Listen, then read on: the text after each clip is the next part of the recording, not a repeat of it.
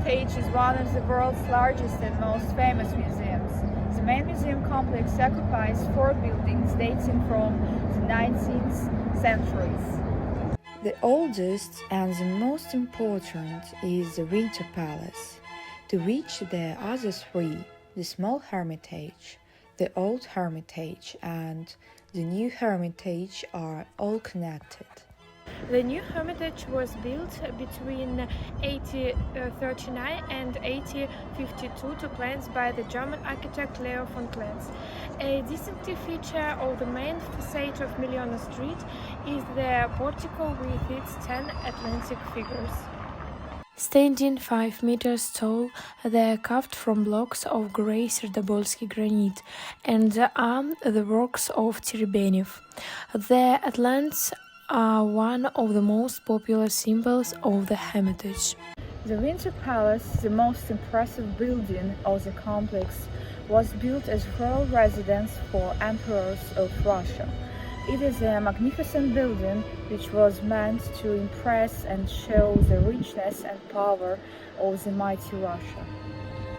The Winter Palace, as it appears today, is the fourth palace on the site, and it was structured in 1754 and 1762 by Bartolomeo Strelli, who was one of the greatest masters of the Baroque style. Visitors to the Hermitage now have access to 350 rooms, and in all there are nearly 3 million items on exhibition. The Hermitage is conventionally said to have been founded in 1764, when the collection of 225 paintings, mainly of the Deutsch and Flemish school, was purchased from the Berlin Meister Godskowski. This collection consists of impressive works by artists such as Rembrandt, Rubens, Van Dyck, Raphael, Holbein, Titian, and several others. The permanent collection at the Hermitage includes more than 3 million works of art that span the centuries from Paleolithic to contemporary. The museum's gallery covered prehistoric art, antiquity, ancient Egypt, Western European art, with a large collection of Italian, Flemish, Dutch, Spanish, and French paintings, a numismatic collection, Oriental art, and Russian art.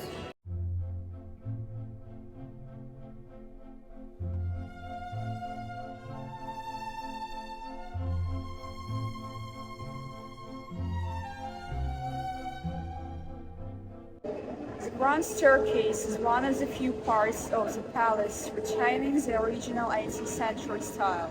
It was restored after the 1837 fire by Vasily Stasov, who preserved the general features of Rastrelli's conception.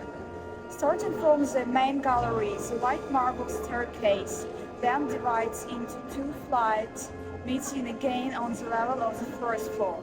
The 10 solid columns of Serdobolt granite support the walls of the staircase. Full of light and glamour with gilding and mirrors, the staircase extends for the whole height of the Winter Palace. On the ceiling, there is a vast canvas painted by the 18th century Italian artist Gaspar Giuliani, depicting the gods of Mount Olympus. It gives an impression of an additional height to the Saint staircase.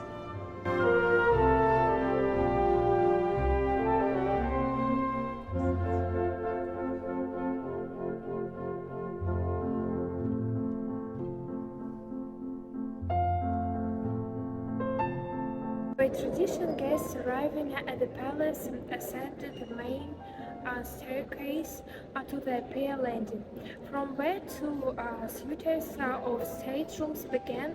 The Neva Excellent, running along the north side of the building and leading to the imperial family's private apartments, and the Great Excellent, the road to the large throne room and the Great Church. The pediment above the doorway into the Neva enfilant contains a cartouche carrying the monogram of Empress Elizabeth and is surmounted by allegorical statues of peace and abundance. To the left, another door leads into the Field Marshal's Hall that begins the Great Enfilade.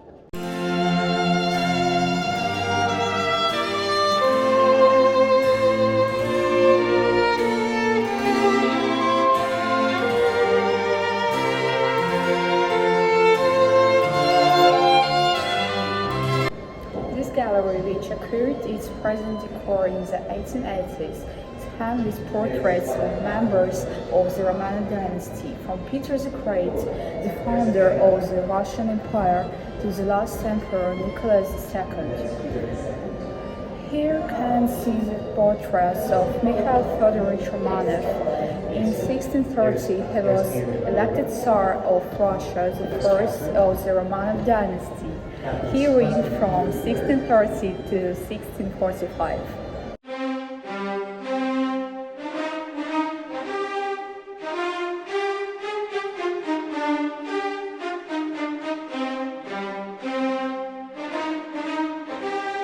This hall was made specially to display portraits of outstanding Russian field marshals. The walls of the state room are decorated by August Montferrand in 1833. Were hung with paintings of Alexander Suvorov, Mikhail Kutuzov, Georgy Potemkin, Peter Rumyantsev, Ivan Pashkevich, and Ivan Dibish.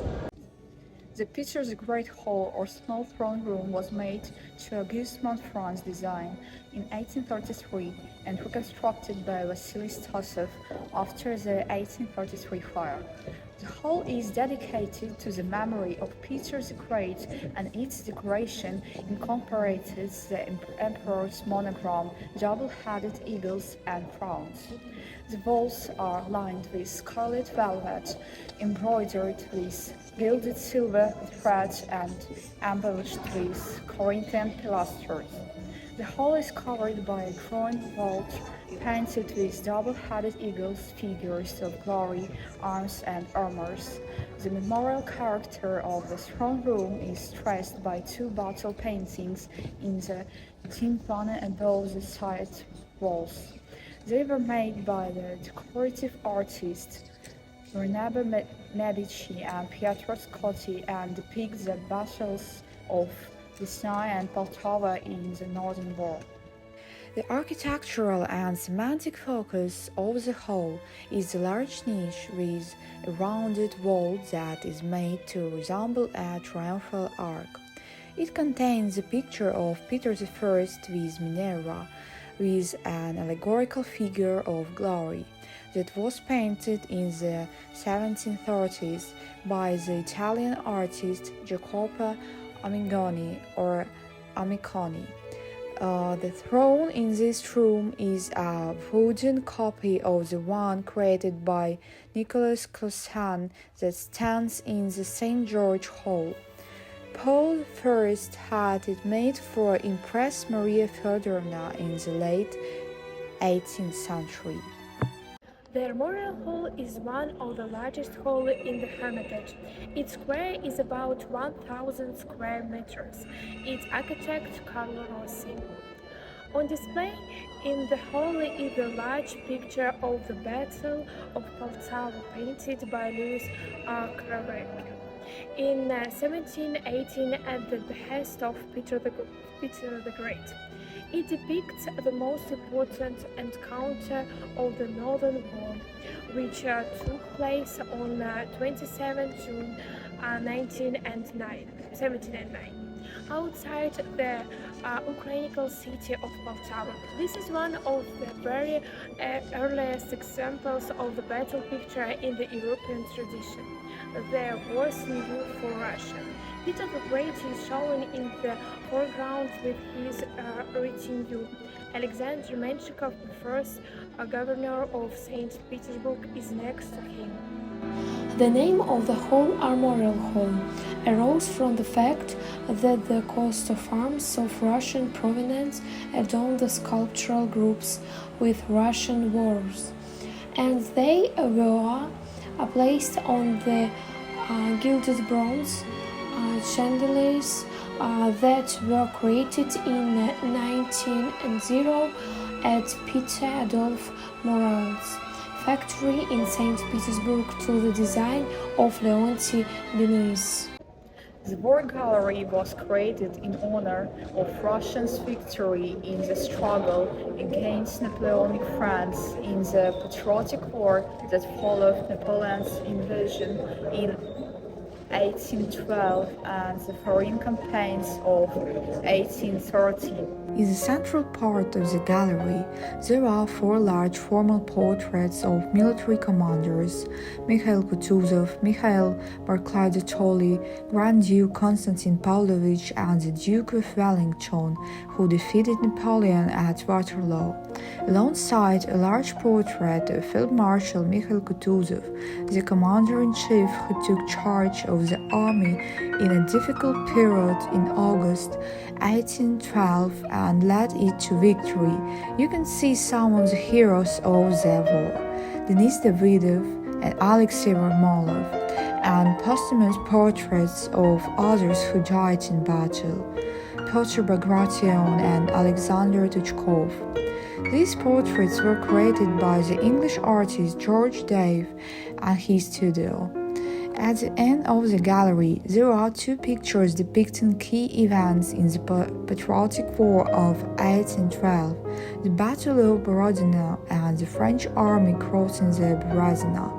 They were made by the battle painter Peter Hess in the 1840s, but not originally exhibited in this location. These works were included in the display of the War Gallery in Soviet times. In 1753, on the orders of Empress Elizabeth, the construction of a palace church began. The church became a splendid example of the Russian Baroque style created by the court architect Bartolomeo Francesco Rastrelli. First, it was dedicated to the resurrection in 1763, an icon of Christ the Savior on a wheel was brought from Moscow and was installed in the court church, and that was redecorated to the vernacle. On 11 March 1807, by decree of Emperor Alexander I, the great church of the Winter Palace was accorded the status of court cathedral. The interior of the church is sumptuously decorated, as was typical for the Baroque of Empress Elizabeth's reign.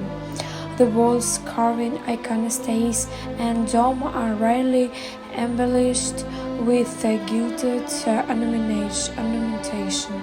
Numerous gilded sculptures adorn the walls, windows, rounds, and the iconostasis.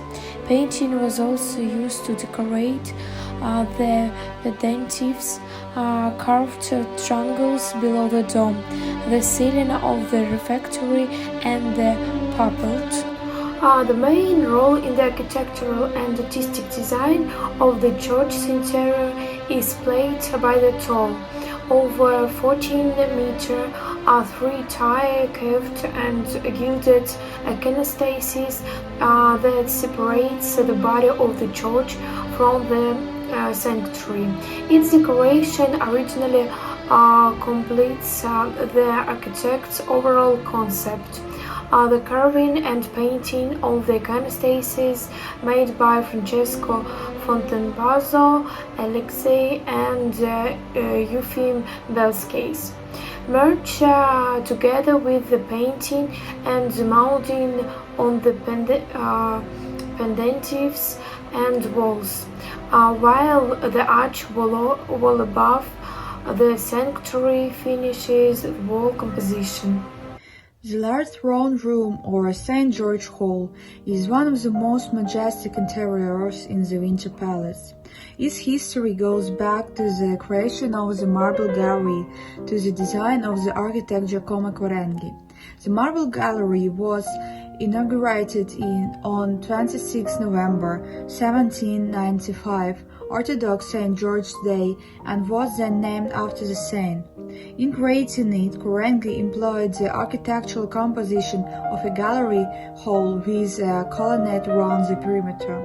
The original decor of the St. George Hall perished in the fire of December 1837. The hall, as it was returned to life by Vasily Stasov, and became more monumental than Quarenghi's lost creation.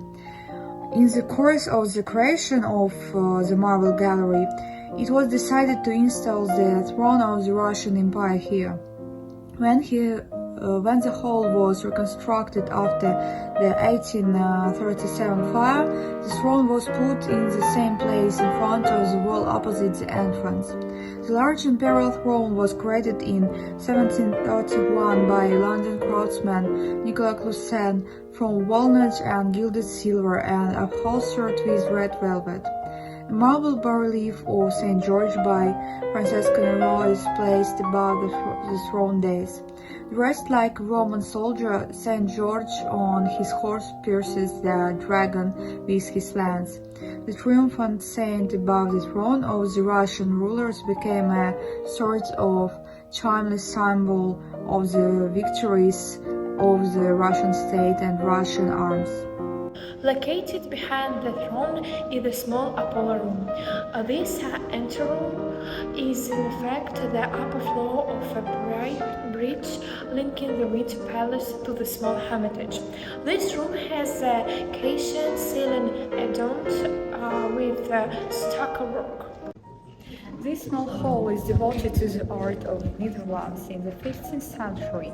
The altar diptych of the Holy Trinity and the Virgin and Child by a third place is one of the finest works by Robert Campbell, an artist who, along with Jan van Eyck, was one of the founders of the National School.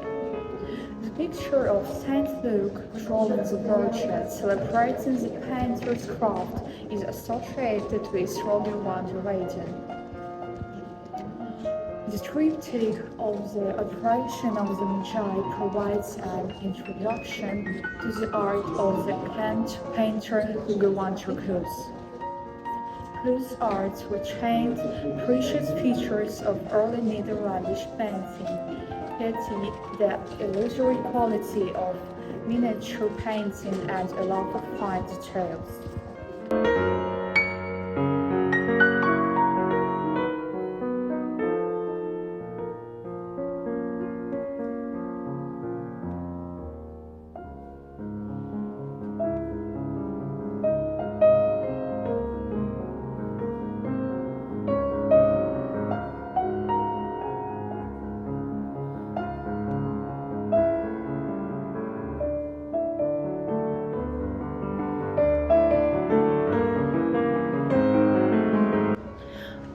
The display in the Western Gallery of the Small Hermitage is devoted to European applied art of the 11th to 5th centuries and presents a good picture of the artistic styles of the Middle Ages.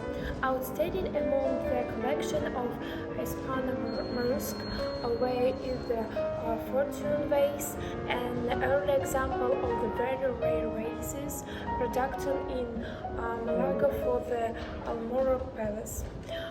The display contains furniture and fabrics, including one of the earliest tapestries in the Hermitage, the Apostles Thomas and Matthew.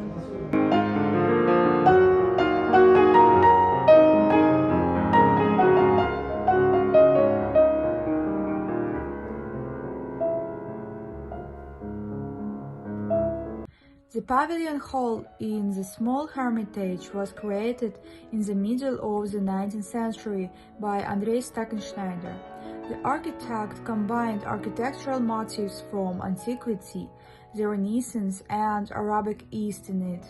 A key element in Stackenschneider's decoration of the hall is the arcades with white marble columns.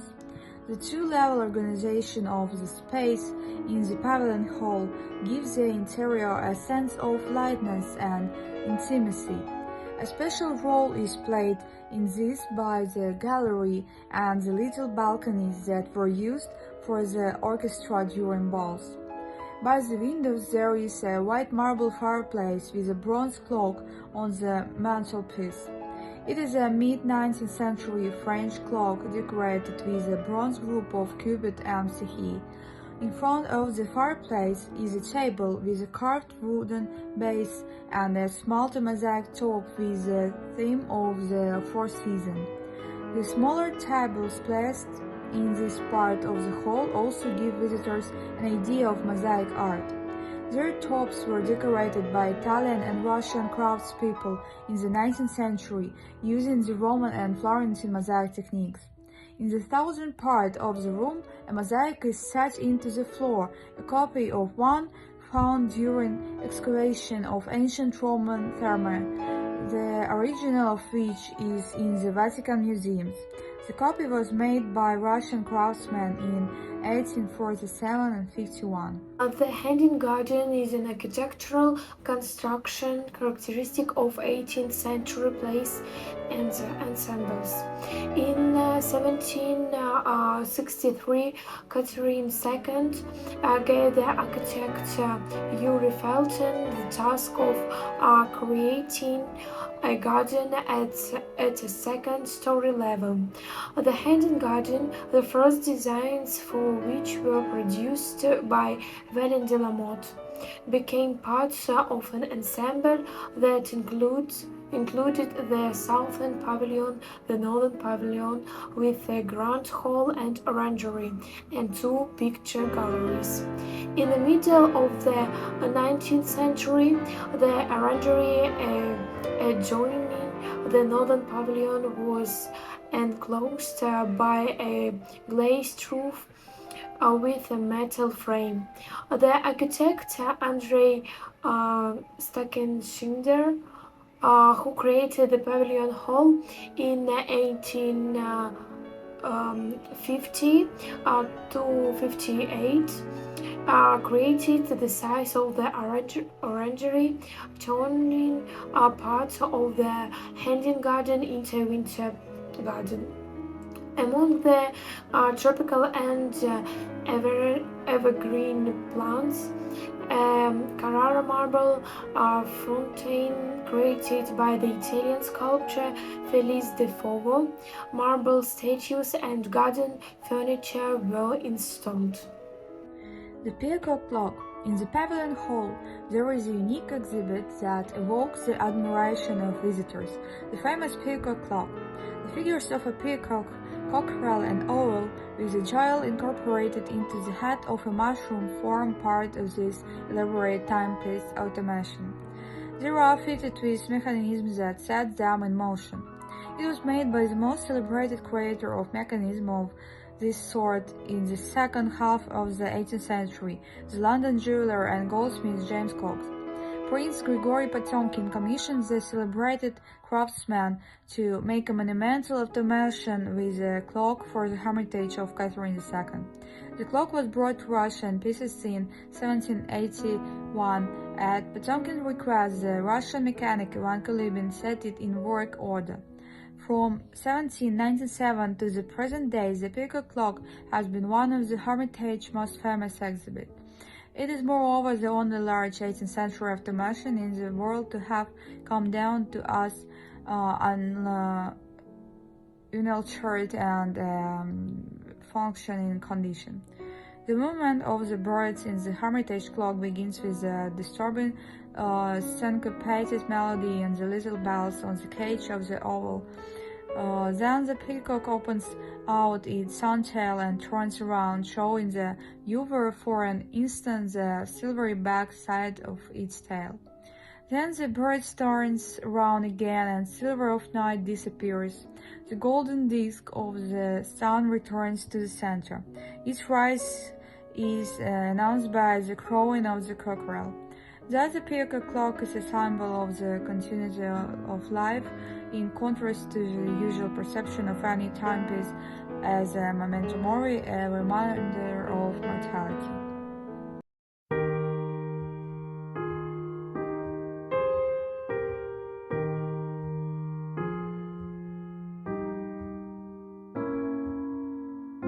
The decoration of the light and spacious upper vestibule of the council staircase also includes bright colors, the 18th century ceiling painting of the virtues presenting Russian youth to the goddess Minerva by Gabriel Francos Dyer. A floor mosaic of colored marble and openwork railings. The landing is adorned by sculptures and decorative pieces made of semi-precious stone. The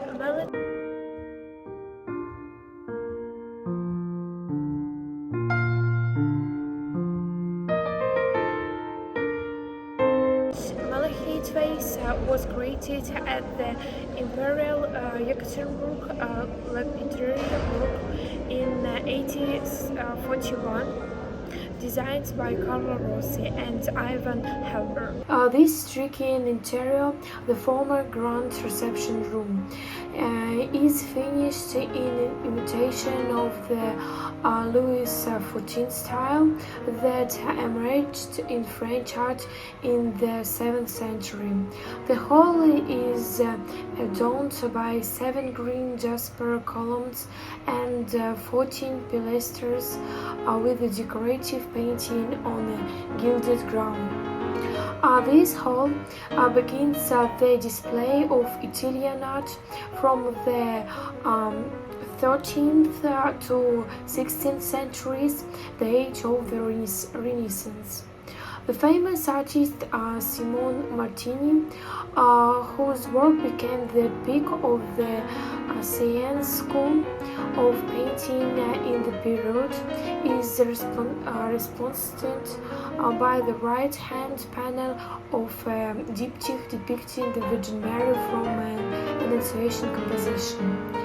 The left-hand panel, carrying a depiction of the Archangel Gabriel, is in the National Gallery in Washington. Simeon Martini was one of the leading late Gothic masters. His work marked by refined color and linear rhythms, a wealth of ornament and graceful figures. This is one of the gems of the collection. Simeon's Madonna is very embodiment of elegant femininity. Her head bowed, she listens calmly to the words of the heavenly messenger, telling her that she is to give birth to the savior of the human race. Here the artist sought to embody not the physical but the spiritual in the appearance of Mary. Her figure seems to have no corporeal volume and rather looks like a silhouette against the warm, reddish gold ground. This type of portrayal became known as the Madonna of Humility. Hall number 217. It is a hall of 15th and 16th century Venetian art. The arrival of the High Renaissance in Venetian art is associated with the name of Giorgione. Here we see 2 pictures painted by him, Madonna in Child and Judith. Giorgione's work hermitage Judith, this biblical heroine who saved her native city of Bethulia from attack by the Assyrians, was extremely popular during the Renaissance. The lyrical charming image of Judith herself and the coolness of the morning landscape creates the mood of poetical thoughtfulness which is not disturbed even by the severed head of the enemy commander Holofernes. The world is depicted by the artist as a harmonic whole in which life and death are indissoluble. Next come two early paintings by Titian, the future head of the Venetian school, Small Adoration, and a monumental flight into Egypt, featuring the largest landscape in painting at that time. The lyrical intonation in the mood of the countryside is a reminder of the influence exerted on Titian by his teacher, the great Giorgione. Titian, outstanding master of the Renaissance, is represented in the Hermitage by a number of superb works. In this work, which shows the moment when Janaya, who has been hidden away by her father, the king, is visited by the supreme god Zeus in the form of a shower of gold. The artist produced to him to use life and love. The repentant Mary Magdalene on the end wall is a masterpiece for which the artist was already famed in his own lifetime and which never left its creator's home until his death. The image of the passionately penitent, beautiful hermit whose sufferings are shared by nature itself is the embodiment of the spiritual transformation of a sinner. The frame for the canvas was commissioned in the 17th century by its owner, at that time a member of the noble Venetian Barbelucci family. One of the master's very last, most dramatic and most brilliant creations was Saint Sebastian, the legend of a Roman soldier who secretly converted to Christianity and because of that was made a target for Archers on the emperor's orders inspired Titian to produce an image of an ideal hero. His figure and pose are reminiscent of the ancient statue known as the Apollo Belvedere, which was considered a model of bodily perfection. The martyr is suffering terribly, but his strength of spirit overcomes his physical torments. The human tragedy is echoed by the landscape with its gloomy chaos.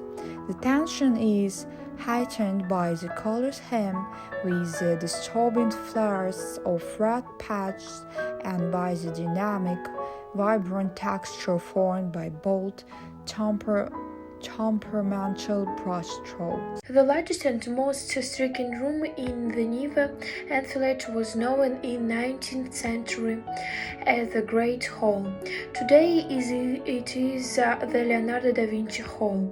This hall is used to display the two paintings by the great Leonardo da Vinci that belong to the Hermitage.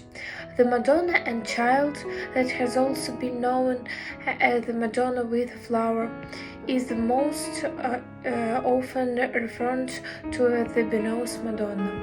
This work was painted in Florence and dates from the early period of Leonardo's era. The treatment of a religious subject in the manner of a general sense and also the carefully painted details.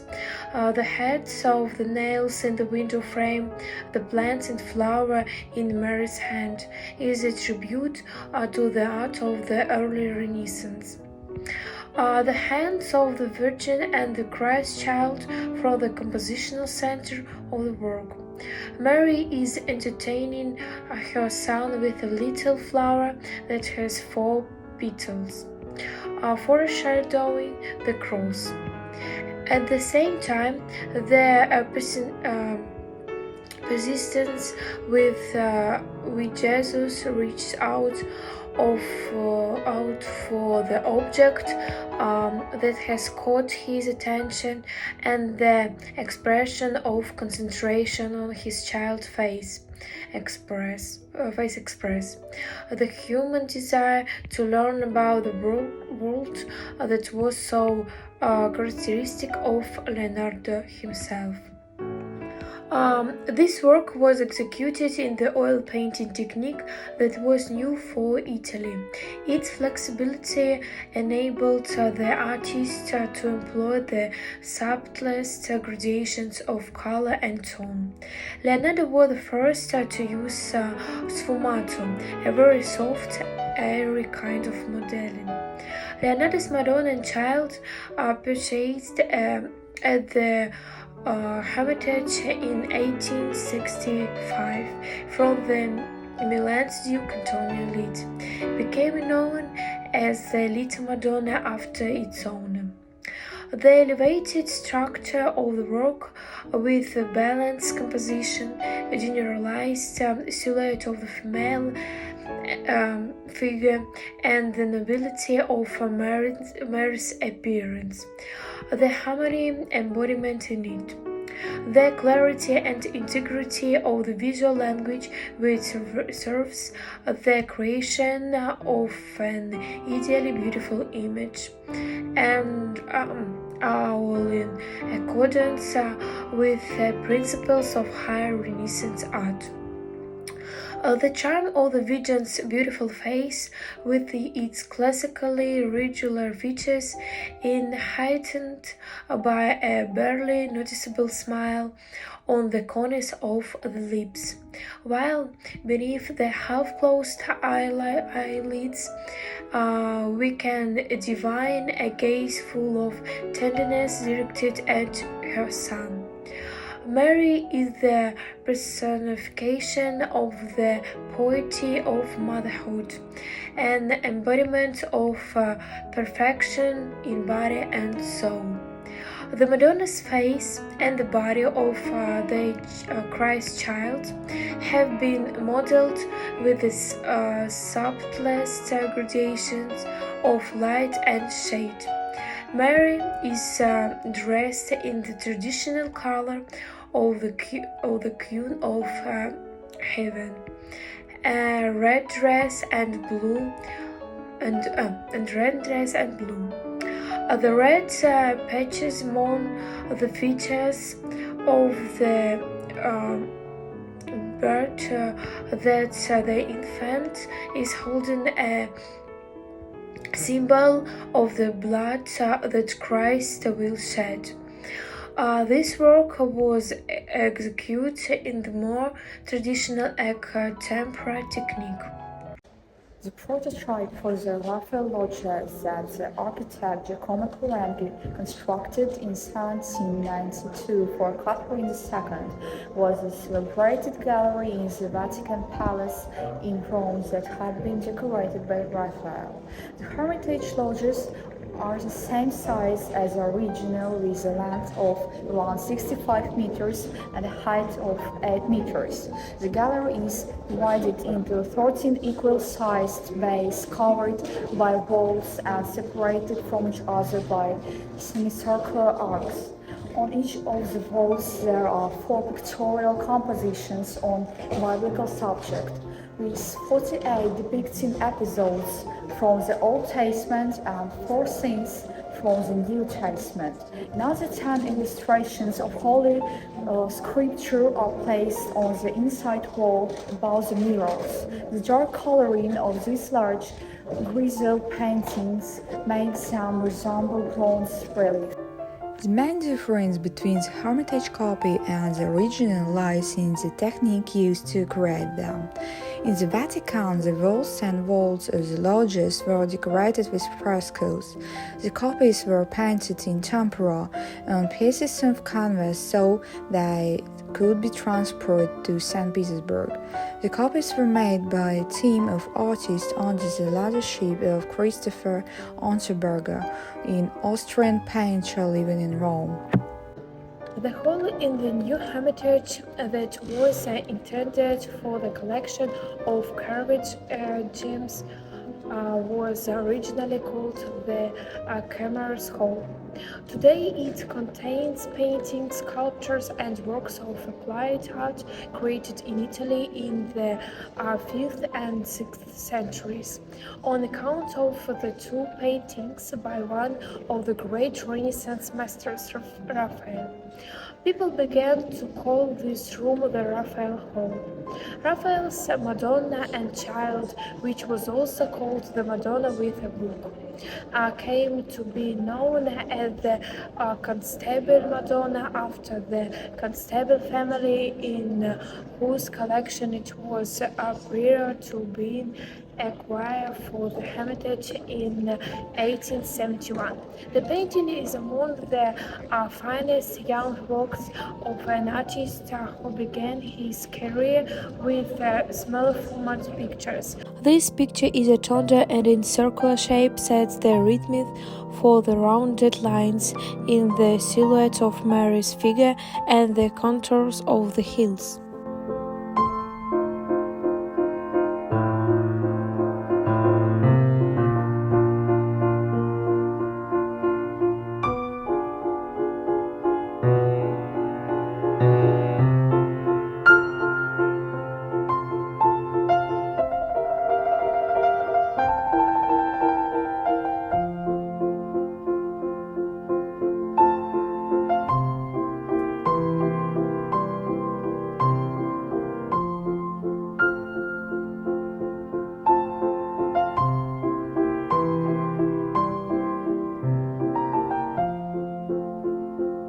Raphael painted the Holy Family in Florence, where he became acquainted with the work of Leonardo da Vinci and this painting.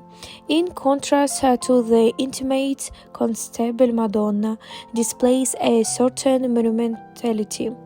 There are indications of Leonardo's influence too in the clarity of the painting's compositional structure, in the generalization of the shapes and patches of color, and in the softness of the modeling of volumes. The figures of Mary and Joseph appear majestic, and the sense has a solemn grandeur to it. Hall number 230, Italian Cabinet. The cabinet is one of the smaller rooms of the new Hermitage. Its walls are adorned by frescoes from a villa on the Palatine Hill in Rome that depict the story of Venus, the goddess of love. They replicated on a larger scale the murals that Raphael and his pupils created in 1516 in the bathroom of Cardinal Bibbiena in the Vatican. This room is home to one of the Hermitage masterpieces, Michelangelo's sculpture of a crouching boy. Despite its small size, this sculpture creates an impression of monumentality, unity, and inner force.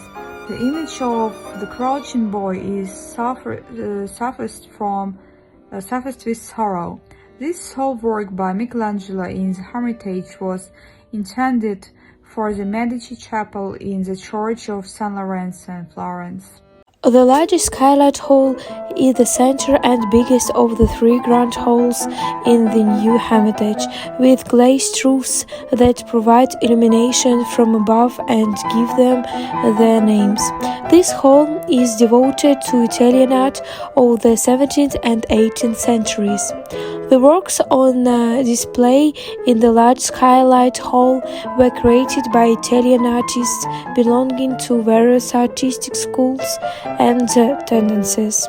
Several paintings with diverse subjects provide an introduction to the oeuvre of the prominent Baroque artist of the Neapolitan school, Luca Giordano. The personages of his striking Vulcanus Forge are the ancient god of Metawokin and his assistants. The monumental battle between the Lapith and Centaurus, illustrating an episode from Ovid's Metamorphoses, is a vivid example of the colorful, richly expressive art of the Baroque. On the opposite wall Auntus Fabius Maximus before the Senate of Carthage and dictatorship of it to Cincinnatus. A painting belonging to a series of monumental canvases depicting episodes from the history of ancient Rome that were created by Giovanni Battista Tiepolo, the last of the great Baroque artists. Between them is the Rape of the Sabine Woman, a painting from an early period in Tiepolo's career. In the center of the lower row of paintings in the reception of the French ambassador in Venice by the famed master of the Venetian Veduto, Giovanni Antonio Canal, better known as Canaletto. Here, the artist depicted a ceremony which took place on 4 to 5 November 1726. The chief glory of the Hermitage is a comprehensive exhibition of a prodigious master, Rembrandt van Rijn. The Return of the Prodigal Son is one of the great master's most famous creations. The artist painted the work just months before his death. It is hard to recognize the pale, emaciated, shattered man returning to the father whom he loved in his youth as the same reckless pleasure-seeker, gambler and spendthrift who asked his parent for his share of the inheritance and squandered it away down to the last coin. Everything impermanent has slipped from his like an empty husk. At the cost of suffering and losses he has gained insight.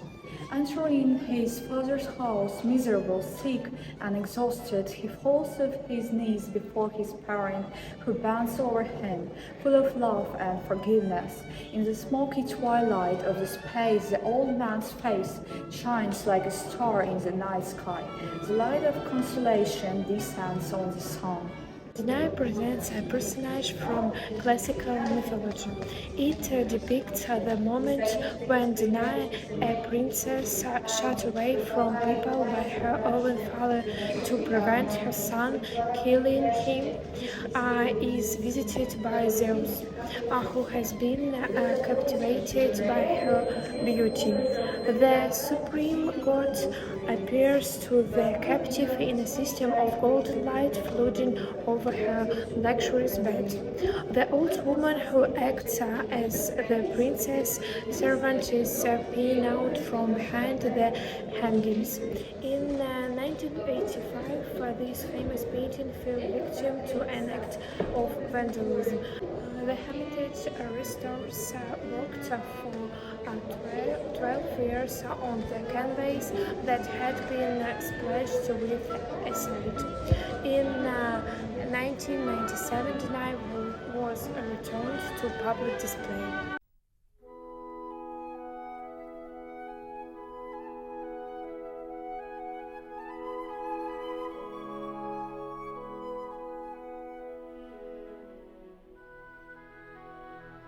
In the middle of the 19th century, a large building commissioned by Emperor Nicholas I and designed by Leo van Cleves was constructed to house the Imperial Museum. Today it's known as the New Hermitage. This majestic marble staircase begins in the lower entrance vestibule. The upper landing of the main staircase of the New Hermitage is located in a space with windows both sides that has an appearance inspired by classical column temples. The interior is also adorned by decorative vases made of semi-precious stone placed between the columns. The two galleries flanking the main staircase of the New Hermitage are used to display works by 19th century Western European sculptors. Dionysus' room. Roman decorative sculpture, hall number 109.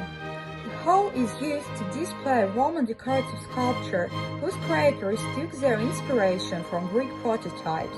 The statues of Dionysus and his entourage, Aphrodite and Cupid, depictions of the Muses, were intended for gardens, suburban villas, porticos, and labyrinths. One possible Greek work from the 2nd century BC is the statue of Aphrodite known as the Tauri de Venus.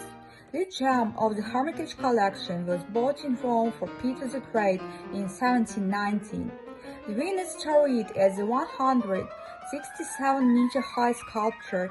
It is named after the Tauride Taurichesky Palace in St. Petersburg, where it was kept from the end of the 18th century until the mid-19th.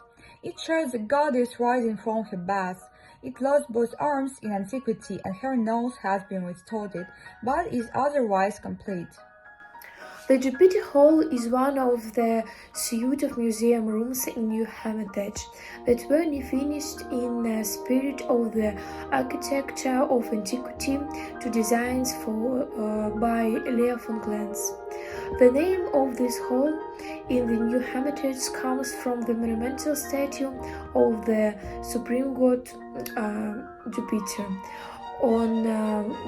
of the largest sculptures from antiquity to be found in any of world's museums.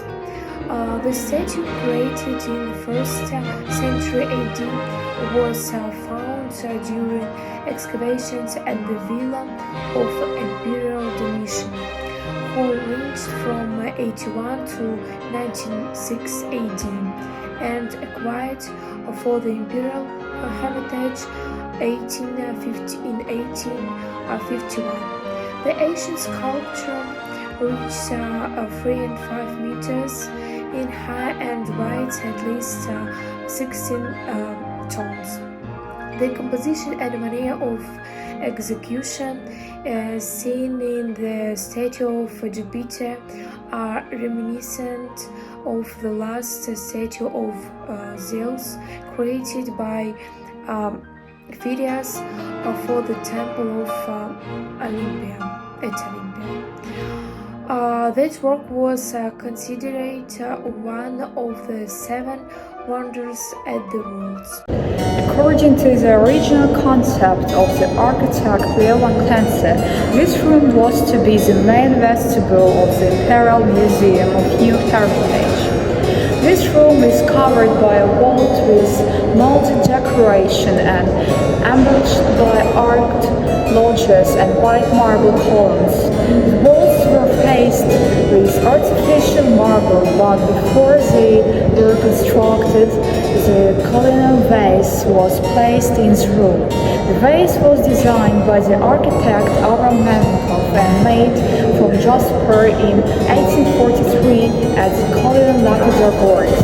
It weighs 19 tons and is 257 meters high.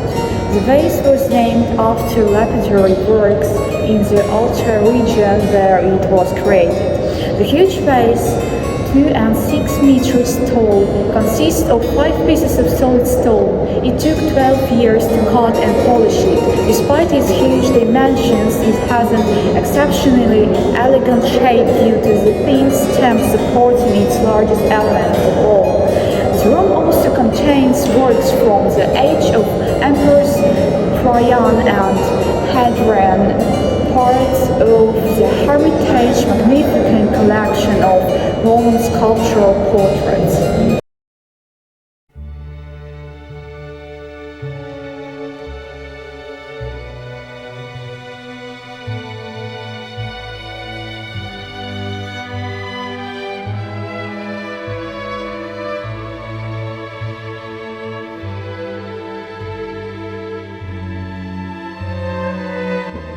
The collection of ancient Egypt artifacts in the Hermitage numbers around 7,000 items. Roughly 700 of them are included in the display that gives visitors an idea of the culture, art, and history of region Egypt from the 4th millennium BC to the start of the 1st millennium AD. Chronologically, the exhibition begins with items presented in the shown cases to the left as you enter the hall. The earliest items in the collection are pottery, cosmetics, pellets, and flint tools from the pre-dynastic and early dynastic periods. The Middle Kingdom, 11th to 13th dynasties, and 21st, 18th centuries BC, that emerged following the consolidation of Egypt became a time when culture again thrived.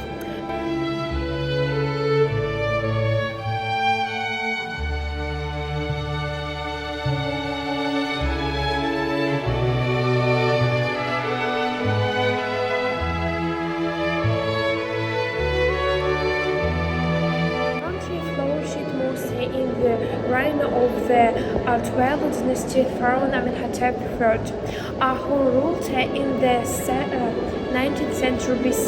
The Hermitage possesses a remarkable work of Egypt art, a portrait statue of the pharaoh carved from black granite with his name in the inscription on the pedestal.